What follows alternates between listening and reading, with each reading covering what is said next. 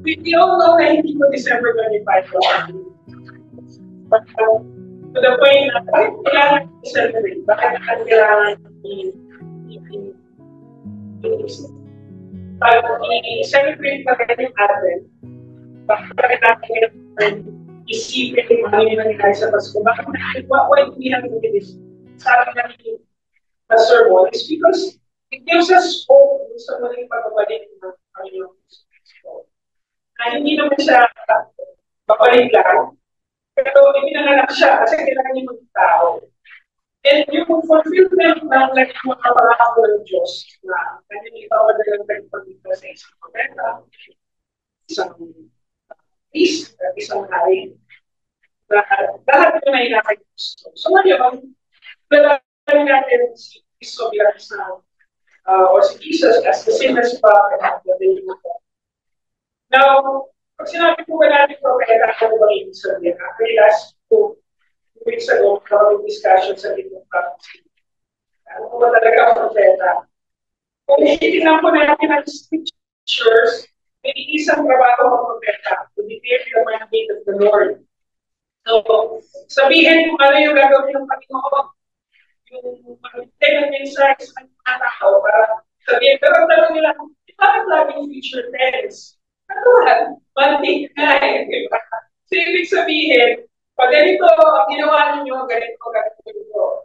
So, ang nakita ko na, you have to understand na kaya siya future tense. Future tense siya para sa akin, hindi lang mga tao. Pero God is outside time. So, hindi yung future tense para sa kanila. Pero ito ay isang mandate na dapat maintindihan. Kung ano yung sinabi ng mga propeta, ito yung gagawin ng Diyos base sa kanyang mga kaligtasan. Now, si Kristo, dun sa trabaho ng propeta, there's no interpretation. Sabihin kung ano yung talaga ng Diyos, yun lang yung sasabihin at gagawin nila. Katulad ni Kristo, nung pumunta siya, nagkatawang tao siya, nagsimula siya ng ministry. There was no interpretation ano yung sinasabi ng Ama kung sa sinasabi niya. What is exactly the plan of God, yun yung kailangan niyong gawin. What exactly is the message of the Father, yun yung sinasabi niya sa tao. So, dapat natin maintindihan na si Jesus bilang isang propeta, nagkatawang tao para i-proclaim yung mandate ni God. So ano ba yung mandate ni God sa mensahe ng Panginoon Kristo? Walang iba ng hindi yung papapatawad sa kasalanan. Lahat ng tao, sa pamamagitan ni Jesus, maintindihan natin yung makasalanan natin. And it's the thing na medyo nalulungkot ako sa celebrate ng Pasko. Kasi masaya tayo pagdating ng Pasko, but we have to understand na yung pagdating niya sa mundo bilang isang symbol, bilang isang tao, was actually para bigyan emphasis yung kanyang kaligtasan ng Diyos. Hindi naman mangyayari yung kaligtasan na yun na hindi na kami ng tao na siya ay makasalanan. Kaya ano ba ang ginawa ng mga naka-witness kung sa kanyang kapanganakan? Immediately they worship. Kasi doon na na-realize na narito na yung tagapagligtas. Narito na yung judgment ng Panginoon. So yun yung sineselebrate natin dapat ng Pasko. And I would encourage us, all of us, na pag ipinakilala natin ang Pasko, as we celebrate Christmas with our family, isa sa mga bagay na ipakilala natin is ipakilala natin si Kristo bilang isang propeta. Na pumunta rin ito para magbigay ng mensahe sa kanyang Ama. At the same time, to let us understand kung kanyang mga judgment sa mundo. Now, ano ba nga ang pinag-aaralan natin ng Sunday sa Book of Revelation? Judgment is not to make people be sorrowful or sad, but it is to give us hope. Sa isang makasalanan ng puso, totoo nga, masakit yung judgment. Pero para sa isang tao na nakakilala sa kapatawaran ng Panginoon Kristo, hope yun. Kaya maraming nagiging atheistic. They would like to be moral, pero ayaw nila ng judgment. Diba? It's so funny na yung mga atheists, yung din na wala ng Diyos, pero meron silang system of morality. Ano po? Hindi yung galit yun. Diba? Yung system of morality. Kaya yung system of morality natin, mapapakilala yun, una, ng mandate ng Diyos, kasi Jesus proclaims a better covenant. So nakakahulugan ba na yung lumang ipan ay hindi powerful, hindi effective? You have to understand, the promise that God was given in the Old Testament was necessary and needed sa panahon na yun. Now, ang sasabihin naman ng mga tao, bakit hindi pa niya pinagdala sa Kristo ng panahon na yun? Well, hindi yun yung panahon ng Panginoon. You have to understand that God has a different timeline sa timeline natin. So, ano man yung pinangako niya noon sa lumang lipan, or within the old covenant, ito ay pagpapakilala rin ng character niya. Natuto pa rin niya ang kanyang pangako sa pamamagitan ng isang fulfilled na the promise sa isang bagong pangako. Hindi naman bagong pangako, pero sa kabuuan ng kanyang mga pangako. So si Jesus bilang isang propeta ay nagpakilala ng isang covenant ng kaganapan o fulfillment ng kabuuan ng pangako ng Diyos. So parang siyang regalo na kung yung offering. Yung, alam mo may regalo. Alam mo may laman yun. Alam mo na importante yung laman na yun. Pero, hindi mo naman makikita yung laman na yun na hindi mo nagtilimutas. Pero, bubuksan mo yung kahon. So, the better covenant is actually inside. So, alam na natin na meron pangako ang Diyos. But the actual covenant is actually inside the wrath gift. Diba? So, ganun ang Panginoon Jesus Cristo. Na siya yung regalo na nandoon sa Panginoon. And we already know, alam natin ito, pero dapat natin maintindihan na kung ano yung ginawa ng Panginoon Jesus Cristo sa lumang lipan, sa Old Covenant, at kung ano yung ginawa sa bagong lipan, ay pagpapakilala na pwede natin siyang pagkatiwalaan.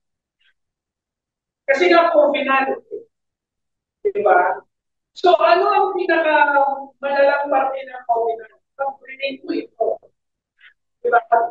Pag sinabi mo covenant, walang balikan, walang pagkakita. Ganun din ang Panginoon natin, Diyos natin. Kaya nung pinadala niya si Jesus, Jesus declared the word of God. Jesus declared the word of the Father.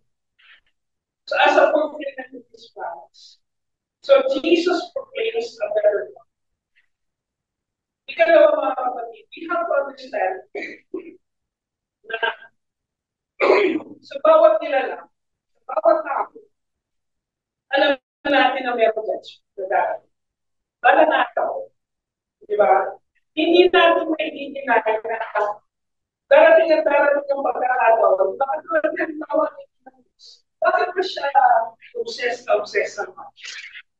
Diba? Kasi alam niya na balang araw, mas sisira ang mundo. Why do you think he sees it that way? Because even us is lonely things. Diba? Pero he's also lonely. Somewhat a moral man.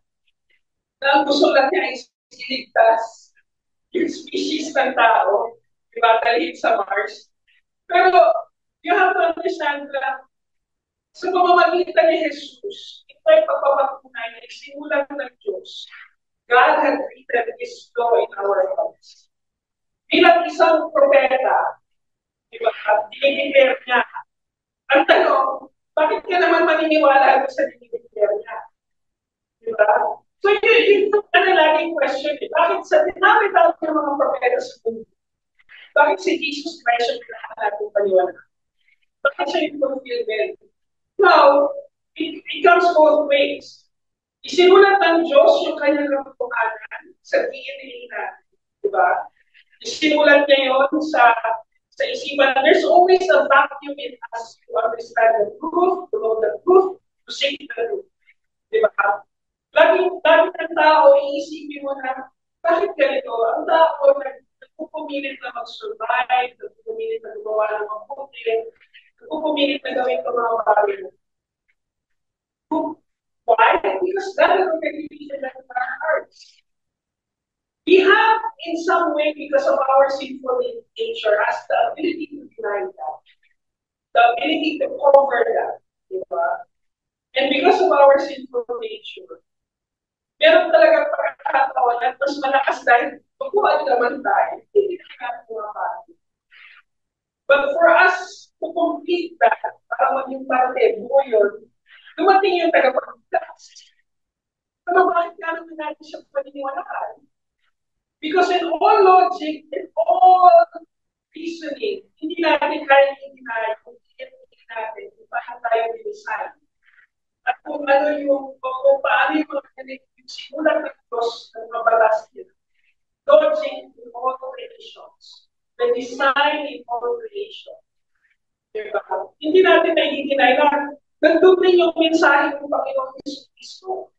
Diba? Hindi natin mag-deny yung biology natin. Hindi natin mag-deny kung paano umiikot ang mundo. Hindi natin mag-deny ang gravity. Pero saan lahat ang galing nito? And when Jesus Christ came, He made those laws. That's already in our DNA. That's already in nature. That's already in the environment.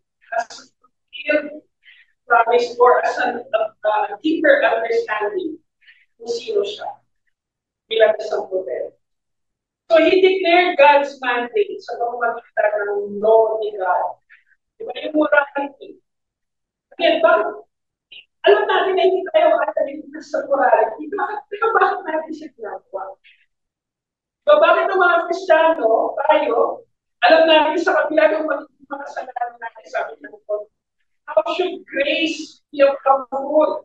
Do I have to continue to sin so that grace may come? Kailangan ko ba patunay magkasala para mapatunayan talaga mapatawag ng Diyos? Hindi. Diba? Sabi ng Apostol Pablo, well, he's being sarcastic, pero sabi ng Apostol Pablo, dahil alam mo ang kaligtasan ng Diyos, hindi mo gawin kung ano ang tama. Kasi na-explain ko sa puso. So mga kapatid, as we contrast God of His promises because Jesus proclaimed that land, we also can embrace the truth that whatever law God had given through Christ, through Jesus, whatever promises as I speak, it is the purpose of this is to guide people. And lastly, Jesus is a prophet. Because we have to understand that Jesus is the complete forgiveness of sin. Ano ba ang mga mensahe ng mga propeta? Simula ng umpisa. Diba? Yung pagiging makasalanan ng tao. Diba? Moses, Noah, Abraham. Ano ba yung highlighted sa journey ng kanilang buhay? Ano ba yung highlighted sa journey ng Israel? Nagpaparang-parang sila ng mga propeta. Ito ay para ipakilala na kailangan natin patawarin ng isa at tunay at nag-iisang Diyos. Pero paano mangyayari yung kapatawaran na ito? Kailangan lumalang ang dugo. Kailangan may kapalit dun sa ating mga kasalanan. Pero ano yung pwede natin ipalit? Tayo makasalanan. Hindi naman tayo pwedeng pambayad. Pambayad natin kasi we will not be able to reach yung standard ni God. Kung tayo, yung sarili natin ang pambayad para sa kasalanan, sa impyerno pa rin ang punta natin. Diba? So hindi pwedeng pambayad ito. So as Jesus declares the mandate of God, and to emphasize the law of God in our heart. Also, Jesus as the prophet had given us hope that there is a complete forgiveness of sin. Na hindi tayo matulog na mahigpit. Pwede tayo maka-assure, pwede tayo makagagal. Pero sa oras na inamin natin na tayo mga makasalanan, kailangan natin ito pag-iwas. Hindi tayo tatalagura ng Diyos na nagbigay ng kapatawaran. Diba? Kaya nga complete forgiveness eh. Pag sinabi ko complete forgiveness, hindi niya kaya kasi iguran. Kaya naniniwala tayo, kahit bilang mga batos, what of our distinct personality, ay hindi na nawawala tayo. Diba? So yun, paano yung mga kumahin sa parang ano mo? Tinabas na ganito sa simula. Diba? Kasi sabi nga, diba, kahit mga kumakatag na gumagawa ng mga Christians, so hindi naman nakakaugat. Diba? Hindi naman lahat na preach ay pastor. Yung iba, assuming. So, na-inspire ako sa message. So, hindi naman, you have to understand that our salvation can still be individual. Pero the general message is it's complete. Hindi tayo tatalik more than the world. So, we have, God has given us the freedom to live with confidence and to live in joy that we are reconciled to the Father. That we are reconciled to the time of God. That we are reconciled to His plan. That we are reconciled to His redemption. So mga kapatid, Jesus as a prophet came as an ultimate fulfillment of God's plan. Alam natin, hindi natin kaya din.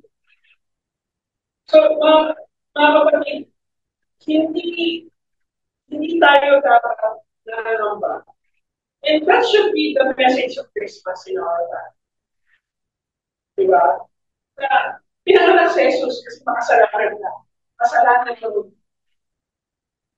Pero dahil makasalanan ng mundo, sa dahil gusto pa rin yung magbigay ng pag-asa para sa atin.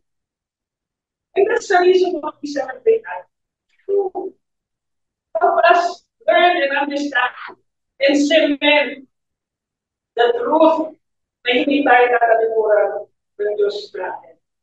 Na hindi tayo, na walang anumang kasalanan sa mundo ito na hindi kaya patawarin ng Diyos.